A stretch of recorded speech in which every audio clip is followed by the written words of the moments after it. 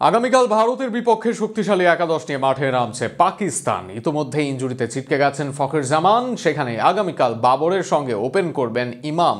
অন্যদিকে মিডল অর্ডারেও আসতে পারে এক পরিবর্তন। বাঁচা মরার লড়াই ভারতের বিপক্ষে পাকিস্তানের সম্ভাব্য একাদশ নিয়ে আরও বিস্তারিত থাকছে প্রতিবেদনে।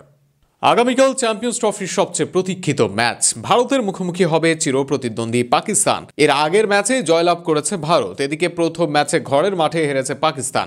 তাই এই ম্যাচে বাঁচা মরার লড়াইয়ে মাঠে নামবে ডিফেন্ডিং চ্যাম্পিয়ন বাবররা। সেক্ষেত্রে একাদশে আসবে পরিবর্তনও। প্রথম ম্যাচে ফিল্ডিং করতে গিয়ে ইনজুর্ড হয়েছেন ফখর জামান।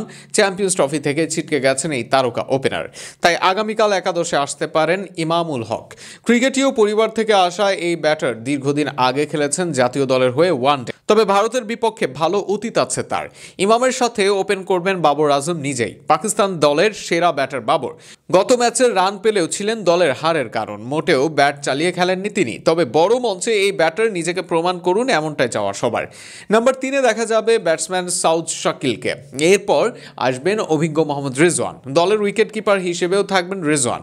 অধিনায়ক হিসেবে সর্বাধিক এভারেজের এই ওয়ানডে ব্যাটারকে কাল ভারতের বিপক্ষে জ্বলে উঠতেই হবে। নাম্বার 5-এ দেখা যেতে পারে সালমান আগাকে, আর নাম্বার 6 থেকে কাল বাদ পড়তে পারেন তাহির। তার জায়গায় কামরান গুলহারকে বাজিয়ে দেখতে পারে পাকিস্তান। এরপর দেখা যাবে খুশদিল শাহকে। লেগিয়া আবরার আহমেদ থাকবেন নাম্বার 9-এ।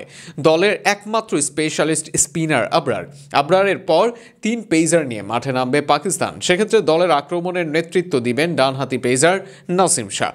তার সাথে বাহাতি পেসার শাহিন শাহ আফ্রিদি আসবেন পেস আক্রমণে।